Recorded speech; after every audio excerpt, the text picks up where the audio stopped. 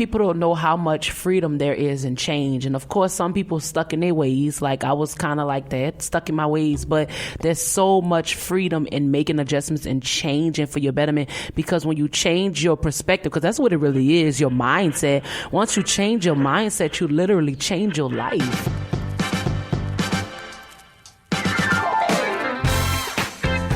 Let's take it back. Hi, everybody. What's up? What's up? I hope you guys are ready. We are back and excited.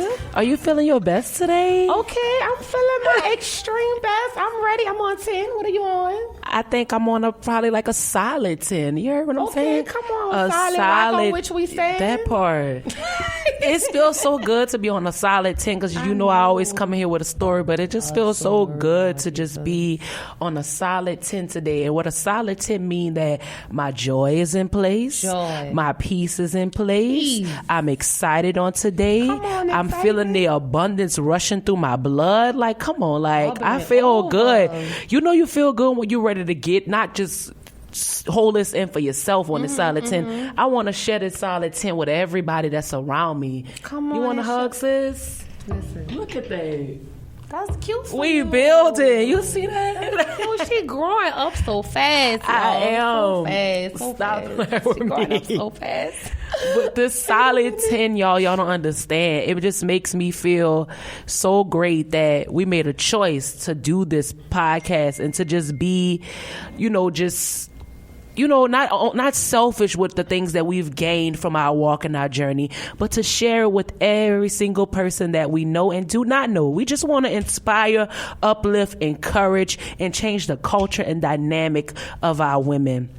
We love y'all so, so much, and we want the best for y'all. So that's the reason why we have the best podcast. That's woo, cute. woo, woo. I like the way you did that just Thank now. you. I love it. Thank you. So with that being said, sometimes we aren't our best. And it's not because we don't want to be. It's just because we are not necessarily dealing with some things that may be hindering us from being our best, right? Right. And so I want to talk about today those moments where we have to be honest with ourselves, tell the truth to ourselves, look at yourself in the mirror and say, sis, there are some issues that you may be battling with. Yeah. It's not the rest of the world. It could just be you. Yeah. And so, we have to tell the truth. Yeah. Because the truth will set you free. And the best way to even get the truth, to gain the truth, especially when it comes down to self, you have to be self-aware. And in the midst of being self-aware, that's doing self-checks, checking your own pulse. Sometimes you going around checking everybody else's pulse. Check yourself, sis. Take a glance in the mirror and say, look, self, am I being my best today? Am I treating people with love? Am I treating people with respect? Am I responding in the way that I need to? Or am I still responding from a place of hurt? Yes. And brokenness and bitterness? I think when we get to a place where, I think what happens is we see the outward appearance of those insecure places. Yeah. And because we see those outward expressions, we automatically label people as, oh, she's jealous, or oh, she's envious, or oh, she's bitter, or oh, she's angry, or oh, she's hurt, whatever the situation may be.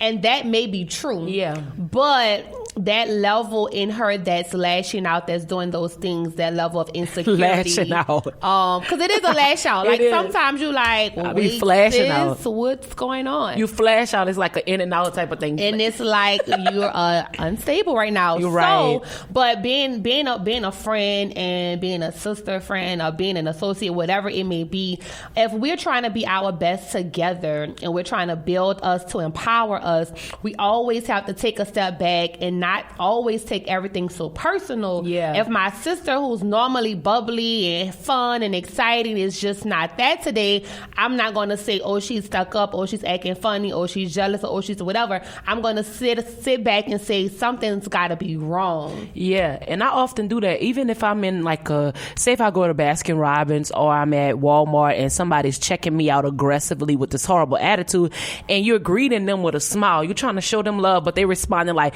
let me get that bag, like, let me get this, like they jacking stuff, they yanking things out of your hand, whatever. The attitude is so jacked up. or like somebody you're standing next to in the line, they're pushing you with their basket. Right. I've experienced these things.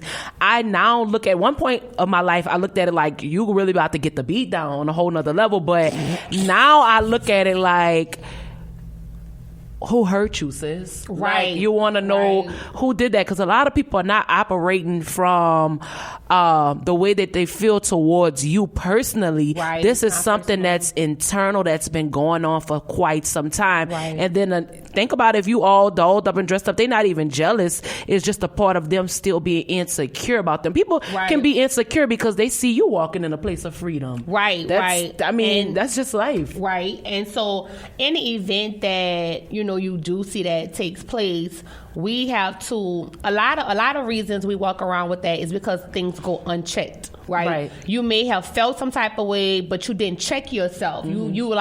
You was in the environment and you did feel like, why I feel this type of way towards this person randomly or whatever, and you're not checking it. But it's not like it randomly comes out of nowhere. Right. It's something that builds up over time that goes unchecked. So we're talking about checking yourself today. Yeah. It's part one. Check yourself. Check yourself. Check yourself. Oh, that's good. And address the areas, because it all, at the end of the day, when it comes down to it, it comes down to you having insecurities that's going unchecked. And before we even get into the definition of insecurities, we're going to give you the quote of the day. Absolutely. And the quote of the day, I feel like it's so on time. It says, dun da da da, truth is like a surgery. It hurts but cures. Lie is like a painkiller. It gives instant relief but has side effects forever. That part.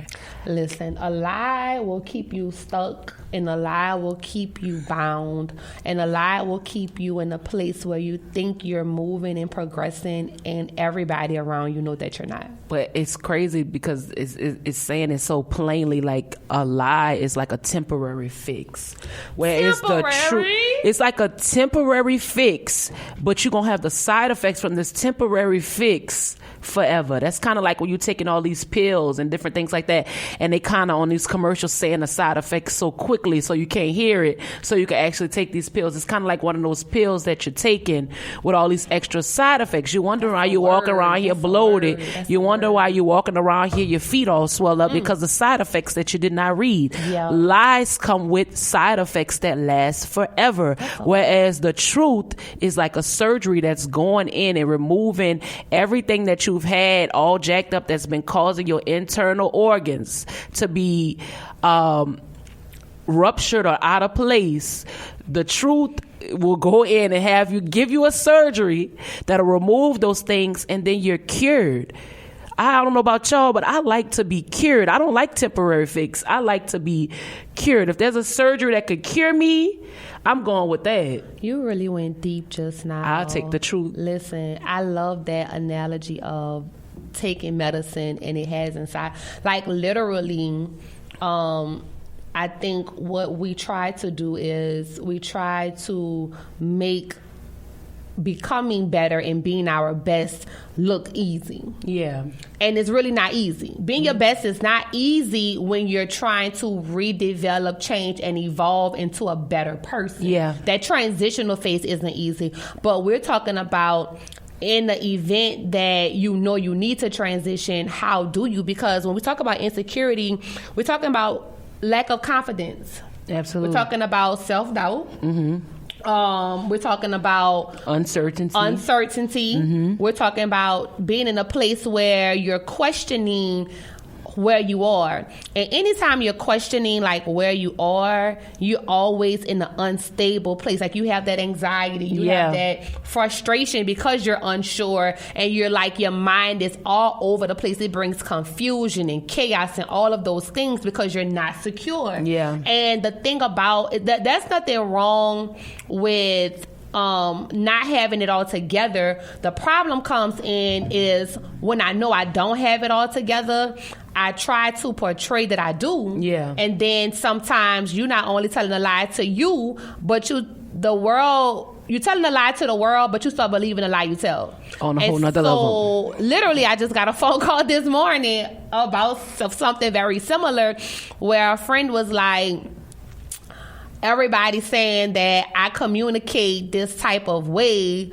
or I'm too raw. What you think, I feel like if it's out of love, I can say what I want to say. And it's like, maybe if everybody's saying the same thing, then something is wrong with the way you communicate. Okay. Right? Absolutely. Like maybe that's a moment where you need to sit back and say, let me evaluate why I communicate so harshly. Even though we know it's out of love, why are you so rough? Who hurt you? Right? You know what I'm saying? Who hurt you? Who taught you to communicate like that? Who taught you to be so rough? Why you can't just have a little more, just more loving, more gentle with the things that you're saying, a better tone with the things that you're saying. Something on the inside of you has been unchecked, and it's been unchecked for a while. And if you don't have people around you to tell you the truth, which that was given to her, the truth was given to her, and the hard part of the truth is, what she got was, well, you come across as really rough and raw sometimes, and it's hurtful. And so she's looking at that part, and I'm looking like, that's surface. Let's go deeper. Something happened to you to make you think it's okay to talk to people in this manner, or something happened in your life where you seen someone communicate like this and you thought it was effective and it was okay.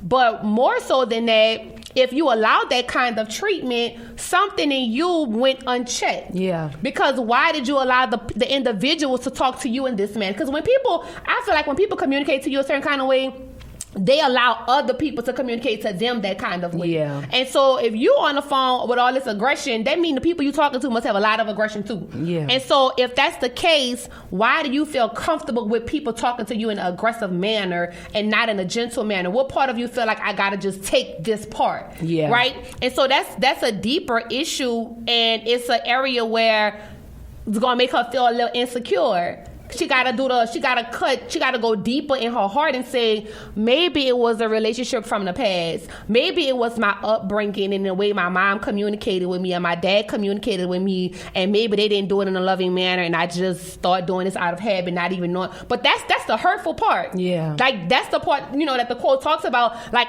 that part's the hurtful part. It's easy to say, well, maybe everybody tripping, I'm gonna do something different, as opposed to saying, let me pull a mirror up, let me see, this is what I'm doing. What caused this to happen, and why am I moving like this, and what can I do to move in a better way? That part is hard. That part takes more work. Absolutely. And people don't want to do the work. I think we just heard about that. People want the change and don't want the challenge, right? And I like the fact that you said it was something internal. It's always something internal to make us feel inadequate. Right. That's the whole reason of insecurity. Right. Something internal. And then there's people around you that has poured into your life to make you feel inadequate as well. So that goes hand in hand to the reason of why you're responding the way that you respond. Right. And I'm only able to say that because I know that I've been in so many situations where people have said, I love you so much, you are caring, you are this type of person, you're a really great person, but the way that you talk to me is very, very harsh. I know you love me, I know you care about me, I know you will lay down your life for me, but the way you talk to me is really, really hurtful.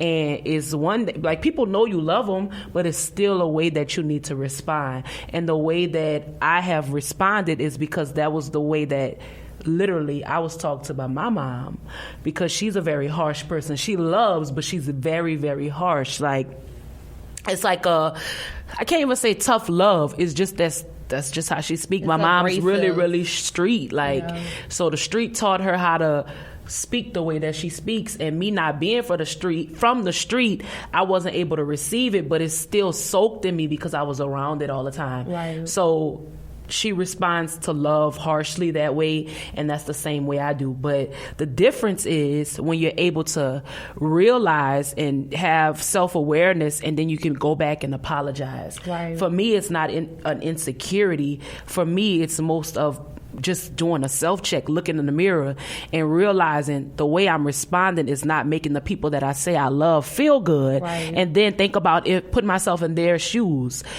Would I like if you spoke to me that way, or would we even still be friends? Right. If you talk to me the way that I talk to you? So it's kind of like self-evaluation, checking yourself and saying, is this a word, like, although I've been operating in this a long time, is this the right way to operate?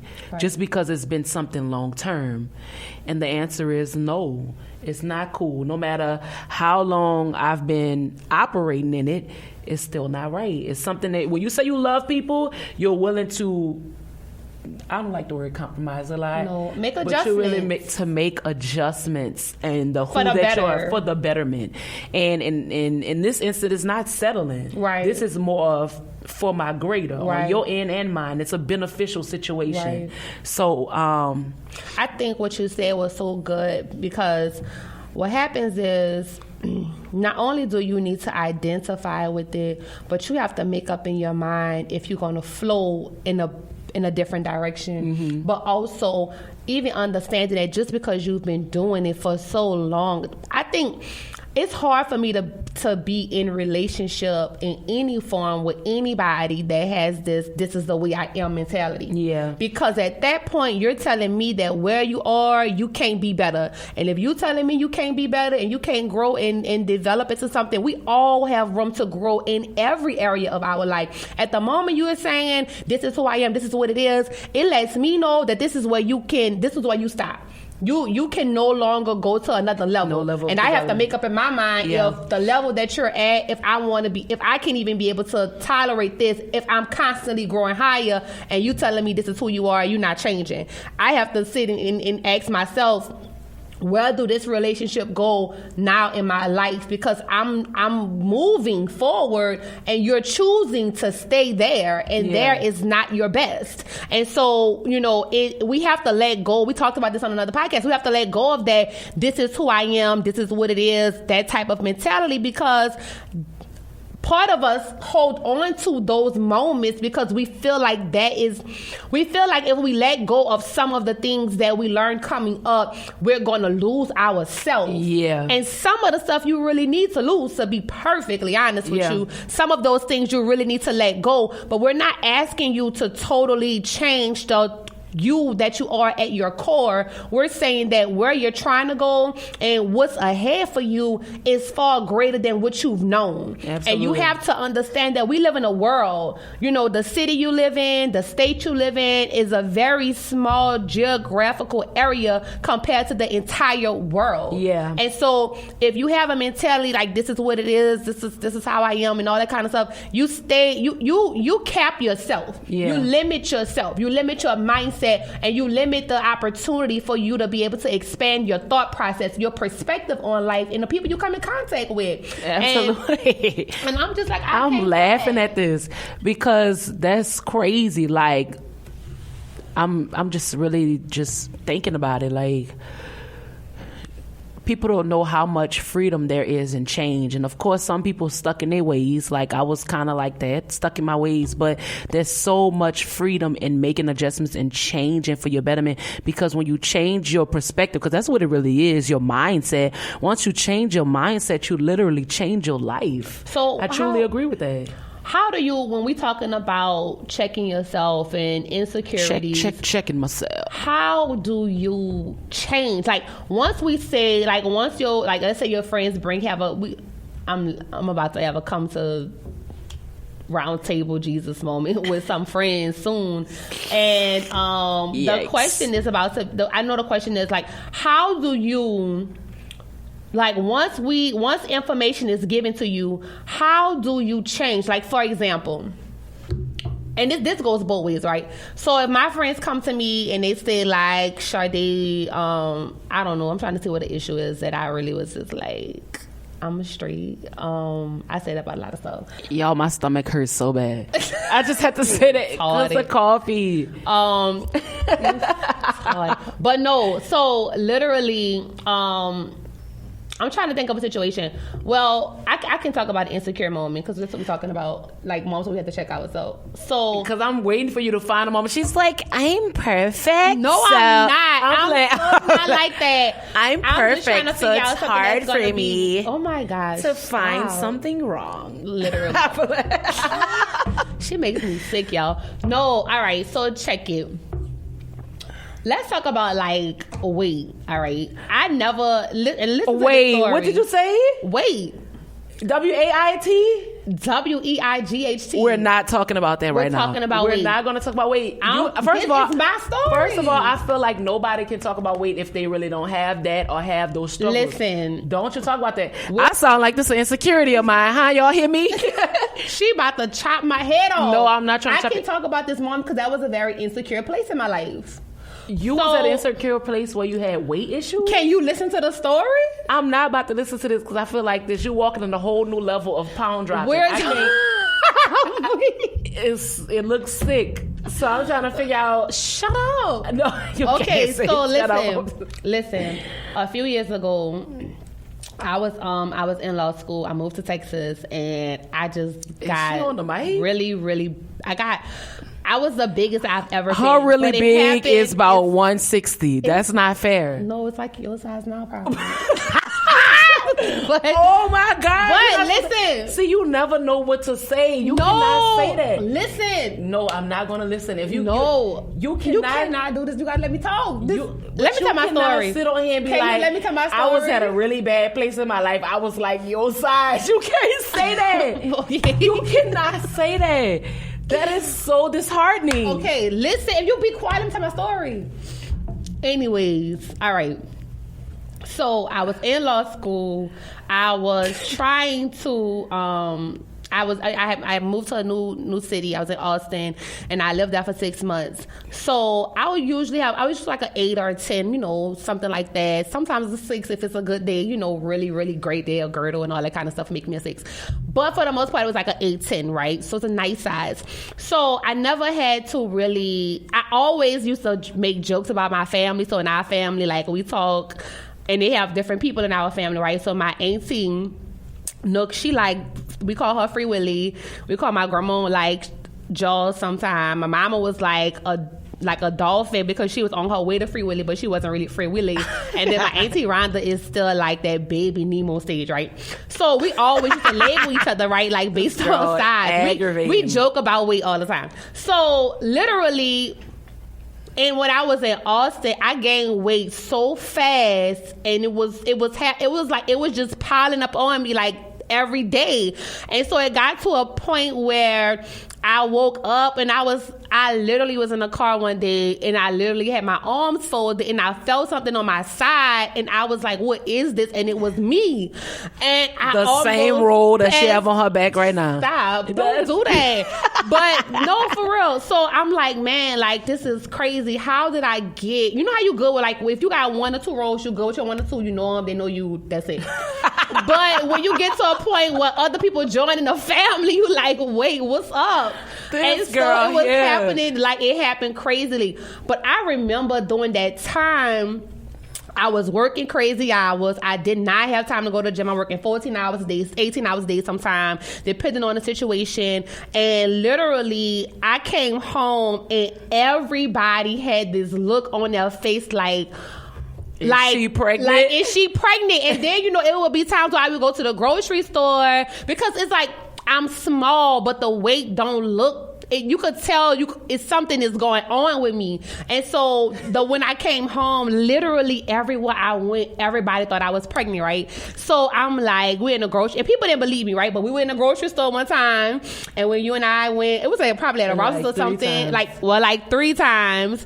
And each time people would be like, are you pregnant? And so then they'll be like, congratulations, what are you having? Literally like, congratulations. And I used to be like, wait, that's so disrespectful. And literally at one point I was like, man, they tripping. And then after you hear it so many times, you start really sinking because you're like, I'm fat, like, and I don't know what to do, and I don't even care what to do, like. And you kind of stay stuck in there for a minute. And I stayed stuck for a good minute. I had to go buy new clothes. My mom and my grandmother came with me to the store. My mom was so insensitive. My grandmother was just like, April, like, chill out, like grandma really was like counseling me in.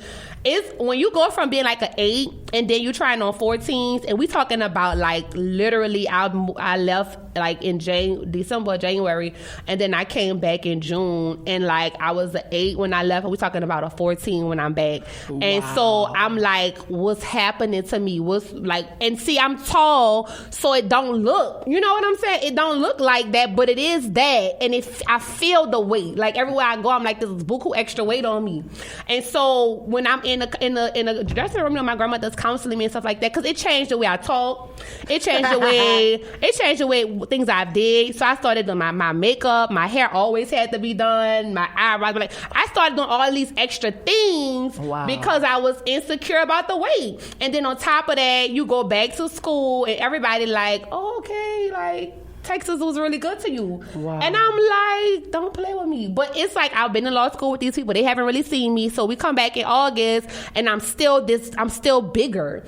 And so you walking around and everybody just have this, like, is she pregnant? Like, is she pregnant? Like, waiting on that moment to see, like, we're going to count the months to see if she get bigger type of thing.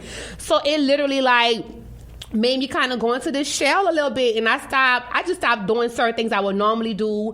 I noticed I didn't take as many pictures around that time. It was all kinds of things that was going on.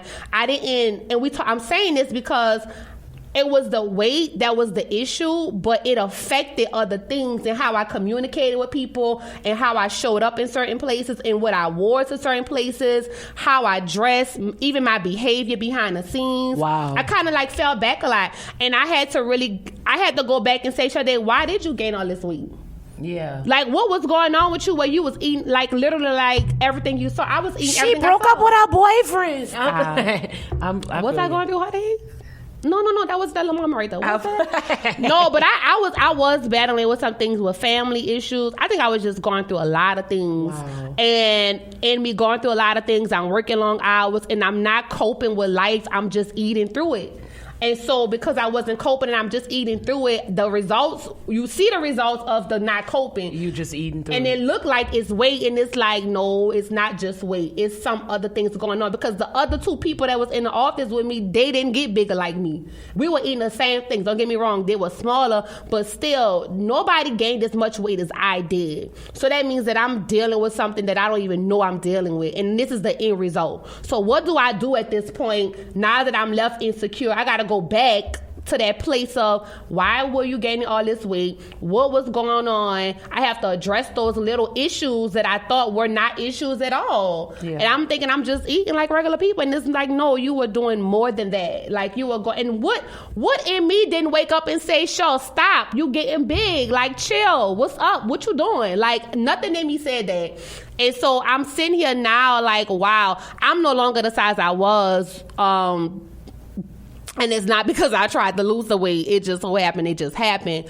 And I'm probably smaller than I was even then. I'm probably like now like a 6'8", probably like an 8. So it's like back to where I was, but I'm still losing weight weirdly. Not intentional though. But I'm saying that to say, it affected every aspect of my life. I know it did. It affected my oral, or it affected everything, like everything about me. And so, you have stuff internally that you're dealing with that you don't even know about, and it's creating these insecurities. Now, in those insecure moments, I fell back. There are moments where you insecure, and I've seen people have a lack of self-confidence and they lash out and they get louder. And the louder those people got, the more insecure I knew they were. So it's like, you making all this noise, you laughing at this person, you trying to be seen. What are you doing all of that for? Like, for what? And they have those moments where people do too much. And it's like, it's okay if you don't have it all together. Chill. Nobody's judging you for that. She just went all the way across the board. And I mean, I'm happy you came out of that weight loss, that weight journey, because you don't realize that you're gaining weight from situation, circumstances. I can actually vividly remember that being my story after a real relationship that I had. And it's kind of like, it could be happy weight, you just eating and enjoying your time, and then it could be like, I'm eating because there's really nothing else to do, or just because I'm eating because it's the only thing that's filling that empty void that I have. Right. But that's a whole different podcast that we can't even touch on right now. And I can say in ending that my insecurity literally was my acne, and some days it still is. Like, I just don't like the way it feels. But I'm better now. I just be like, I'm 27 with acne. Like, my teenage stage is over. And I'm drinking more water. So it's just like, why? But, just like any insecurity, once you address it, you become better with it, and then over time you become your best with it, and it no longer becomes a struggle. So that's where I am. Have you ever felt insecure in like a work environment? Never. No. Mm-mm. I think as far as I could say, like, if I would have gone out for like, y'all don't know this, but I have done a lot of acting in my life, a lot of singing opportunities and different things like that. If I would go into those spaces where it's my craft, where I'm very sensitive about it, I will go into those places insecure, because I'm like, there are people in here who's been doing this too or longer. Right. So it's like, now you about to get put to the test. It's like when you when you get put on those competitive type of platforms, it's kind of like, well, maybe I am insecure now that I'm facing other people who are operating effectively and wholeheartedly in these spaces and with their giftings.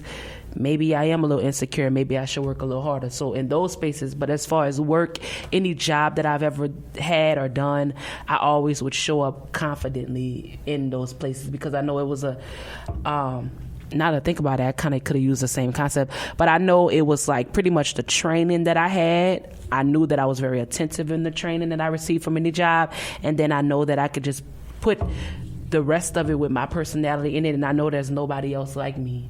Right. So I would use the training and my personality to be able to conquer the position that I was in, not feeling insecure.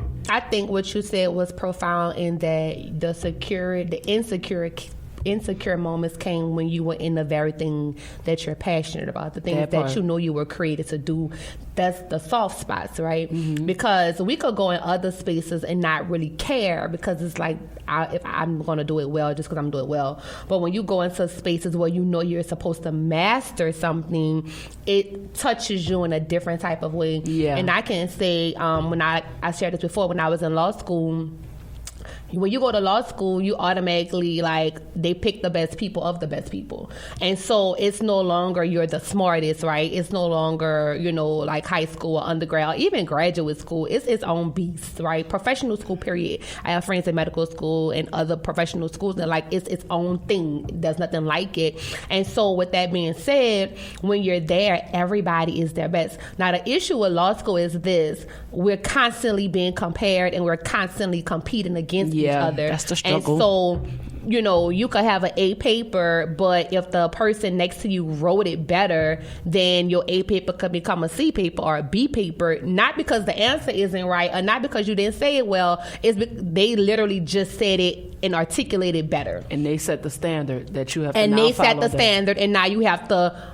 meet, write better or do whatever the professor may want you to do. And so when you're and that's just even, when you day-to-day practicing law, if you're in a traditional sense, when, information is coming across clerk's desk, they looking at who got the best argument. It could say the same thing. They raise the bar. They literally, right? That's funny. So we're, and I know even when I started working in the spaces that I was working in, I was insecure in the fact that, like, one of my study partners, Janet, hey Jay, literally she was the smartest one of the smartest people I've ever met, period. So let me see how I'm about to say this. There was this one class, right, where I know she wasn't really paying attention like she should have been. And so, but she is able to retain information way faster and catch on really, really fast. So I'm not like that, but I know my weaknesses, right? So I'm like, man, I'm about to really study. I'm really gonna read these cases and all that. And not saying she not, right? It's just that she don't require as much time as I do. And so literally, we're working on it and we're studying. So she really don't know the information. So I'm teaching her. So I'm like, she like, oh, you really know it. Like, you gonna do well. So we get out of the class, take the exam. She gets an A, I get a B. So I'm like, she like, how you get a B? And I'm like, I don't know how I got a B. She's like, but you taught me everything I knew. So imagine how, like, in that moment, it was my last year of school at the time. I'm like, how did I, like, if I literally, I taught her everything, and she was like, I don't know how you got to be. But in that moment, it made me more insecure about my writing, because literally that's what it came down to. Not the knowledge or the information. It came down to how you wrote it. Like, I didn't write it as best as I have possibly could, clearly.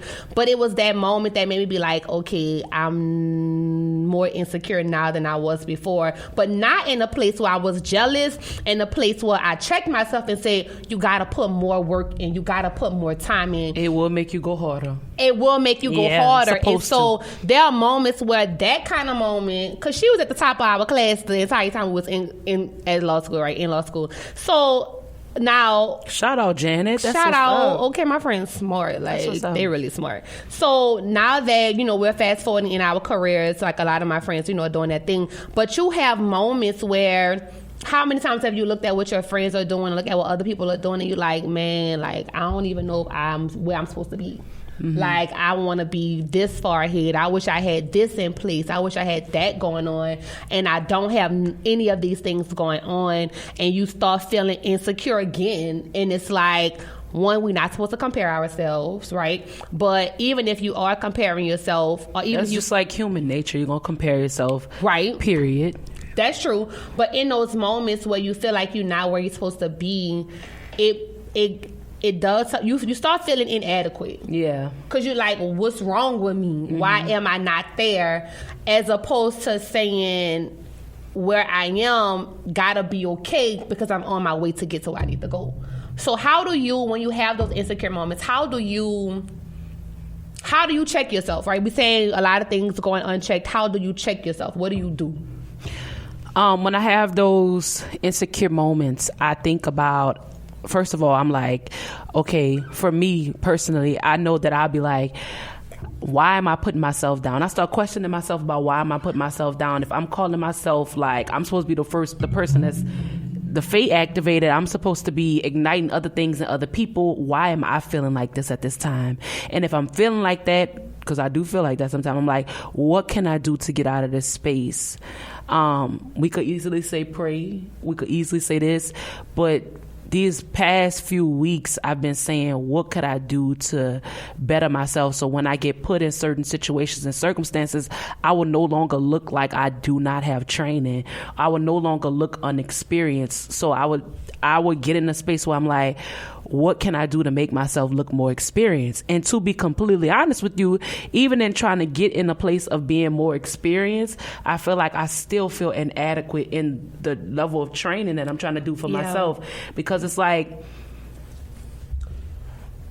I think it counts when the amount of work that you're doing when nobody else is around to charge you or push you or hold you accountable. I think that part matters because it lets you know how self-sufficient you are and how much more passionate you are about you, and rather than what other people think. Yeah. So for me, it's I'm just trying to get myself in a place where I'm challenging me and not having to be challenged by anybody else. If you could conquer the part of challenging you and then you come out on top, I think that's, people should work there first before they step out into a different level of competition. Right. Because we are our biggest critics, right? So when you get to the point where you're no longer criticizing you and looking at your imperfections and you've challenged you to the greatest level of challenge, I think then and only then will you know that you're ready to take the next step. Right. And I really don't even know where that came from, but that's a word for me today. When I begin to conquer the challenges of me, then I'll be able to step out into a different realm and not mind being put up against others or feeling inadequate when I am put up against others. I think that's good. I think it's important to... Did I answer the question? Yeah. I think it's important to be in a place where you are securing you in you. Yeah. Because you're going to always be in a room where somebody is doing something better than you. Yeah. So it's not about necessarily being the best in the industry or being the best, although that is the goal, right? But it's something about you that have to be okay with you before you walk out your door. Yeah. You have to walk out saying, this is my best today. I'm giving for my best. And regardless of what's happening around me, I'm going to go to sleep okay because I know I gave it my all, right? And I think what happens is, when it comes to like skill sets that we need in certain tools that we need for our craft or for, you know, business things, we can do other things to enhance that. When it comes to like the way you look, that's not gonna work, because you can't change certain things about you, right? Like, I have an issue with my forehead. I'm constantly like, I don't want to wear it all the way out. I want to wear like a little hair. Like, this is the first season in my life where I've worn a part down the middle. I used to hate wearing parts down the middle because I'm like, my forehead is just too big. I can't do this. However, and I can't change this, right? I can't go study more. I can't go work. I can't go develop a different skill. So when I'm out in public, I'm going to be able to, you know, look. I can't. There's some things about you that make you insecure that you can't work for, that you can't enhance or better. You gotta just be okay with. And so with my forehead, it's a real life struggle, because I'm like, some days I'm like, I really just want to wear a ponytail to the back, a really cute one, but I'm like, I don't want to walk around with my head down because I'm not secure with my forehead. So I have to sit and say, okay, what can I do to kind of make myself a little more secure? So the part down the middle thing was like, okay, that's gonna help me, you know, eventually one day possibly get to a point where I really don't care. But today I still do care. And today I still feel a little insecure when I have my forehead out, and I'm still not as confident as I want to be with that, but I can't change that. Like, that's not going nowhere.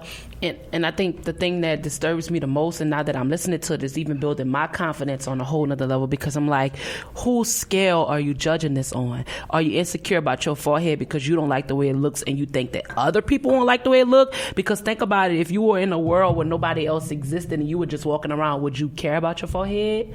I don't think you would. I think when people are insecure, they're not measuring it on their scale. They're measuring on the scale of others and what others may think. Right. And I think that's true. I think that the beautiful thing is, once we acknowledge that part, then we can move forward. So I just want to constantly continue to encourage people, women around the world, to face your insecurities in the mirror, challenge yourself, get so comfortable with you in that mirror that you don't care what anybody else would think. Because when you've conquered that point in you, like I just said a few minutes ago, once you realize that you've met your scale, that should be the only scale that you care about being measured about. So it's like, for my acne, for instance, like, I feel like this: once you've done all you can do and like you've put the work in it, like, it is what it is. Like, I've tried every skin situation all across the earth, from Proactiv all the way down to Cetaphil. This is just something that I have to deal with, and it is what it is. I'm no longer going to walk in a place of being insecure and measuring myself on how somebody else is going to look at my acne. It is what it is. You got to move forward. You can't let your insecurities keep you stuck in a place. I'm not about to let my acne keep me inside or stop me from taking pictures. Right. That's a non-factor. I'm not doing it. And I'm not about to let my insecurities on the scale of my talent keep me in a place where I'm not moving or prospering. Because I just came to a point this morning, I was like, you know what? Everything I'm doing, I'm like, I'm just ready to give up, because it's like, it's not moving in a way that I wanted to move musically. Even though there are things that's going on, I just don't feel that I have mastered the skill all the way. And I feel like, although I'm not doing as much as I can, I feel like I'm doing as much as I can for what I have at this moment. And I feel like if that's not enough in my heart, then I was just like, I got to give up. But I'm happy that we've had this conversation, because it kind of encouraged me to keep on pressing, to keep on moving in it. And to, if I'm doing what I'm doing right now, I'm saying I'm doing the best that I can for where I am right now, but I'm really not. But I feel like once you do the best that you can for where you are, then only then will you constantly keep pushing yourself to go greater and higher. Right. But you got to master where you are first. So that's a level of encouragement for myself today, on a whole nother level. So yeah, that part. And I'm excited to know that I have some really amazing people to shout out today. And I'm grateful, y'all, for our favorite part of the show, because this was like a really good conversation. I don't know if you had to say anything else before we go into it. No, I think we should definitely do a part 2. Part 2? You say you have anything else you want to say to the people? I think that as I was sitting here, that's another perspective that we need to approach it from, but we don't have the time today. So that's cool, but part two sounds good. How y'all feel about that? Part 2 of insecurities, or the name of the show should be called "This Is Why I'm Not Insecure," or "I Check Myself and What's Up." You like that? I'm just playing, but y'all, this is my favorite part of the day. And actually, this is a shocker because it just came to my heart just now. I want to send a special shout out to each and every woman that I know that started off with insecurities and they're facing them every single day. So I want to send a special shout out to my amazing, wonderful, creative, beautiful, intelligent, inspirational friends. I love you guys so much. I want to shout out Misty Johnson. Hey, man. Doing your thing, girl. I met you one way and you're a totally different way today, and I just bless God for your growth and everything that you're doing, facing your insecurities every day, saying, look, if I ain't get it this day, I'm gonna get it tomorrow. So I want to shout out Misty Johnson. I want to shout out Sherielle Soniak. Hey, Sherry. I love you, Sherielle. I just want to say, girl, keep doing your thing. I'm watching you. I'm enjoying your growth and development, and I just want to say and encourage you to keep on going. And also, last but not least, I want to shout out Julie Joseph. Hey, Julie. So proud of you. Love you. Keep doing it. Thank y'all for showing me that insecurities is a thing that cannot keep you down. Again, I met y'all one way, and today you're totally different women from what I met. Keep encouraging people. Keep inspiring people from your testimonies. I know that you may be in a place right now where you feel like you're not doing all that you can do, but trust me, it's a process, and if you trust the process, you shall conquer each and everything that you're facing at this time. So I continue to send my love to y'all. Y'all are our women that we're celebrating today because we're so proud of y'all. You and where you are and what you're doing. And we believe if you keep on pressing towards the mark of the higher calling upon your life, come on, He's going to make sure everything is taken care of. So keep going, girls. I love y'all so much. And we celebrate y'all on today. We love y'all, and I definitely want to encourage y'all to keep pushing and keep trusting the process and to keep breaking glass ceilings. Yes. I think you guys are phenomenal women in your own right, doing your own thing. And right now, actually, Misty is actually doing makeup. Julie is actually working on her endeavors in sewing and creating and designing. And Sherry is painting. And all of you are doing something that takes a lot of confidence, a lot of courage, and it has to be critiqued by the public, and yet you're still pressing in spite of. So I thank God that you're secure in Him so that you can know that regardless of what anybody says, that what you do is purposeful and there's a place for you, a great place for you with your name on it. So keep and on, it's y'all. in my heart. I love y'all so much. And thank y'all for everything that you do, and thank y'all for continuing to encourage me even in my toughest days. And I just bless God for each and every life and gift that He's given and invested in you. And I believe that it will not go to waste. In the name of Jesus. Amen. This has been our Women Celebrate Women moment. Women y'all. Celebrate Women. Dub see dub. So we love each and every one of you guys for listening on today. We hope that today was an amazing moment where you can take a step back and really evaluate where you are and know that no matter how it looks, no matter how you feel, your best where you are is worth it. Yes. So we're going to end like hold on. If it's your best though, like okay, if you really truly best. believe it is your best that you're putting forth, then that's all you can do. If you've maxed out your potential, then you're in the right space. But if you know that you're not pressing and you know that you're working and operating in a mediocre, then you're going to get mediocre results. And now that's a word from me because I know all too well about what that is. And we just talked about that on the last one.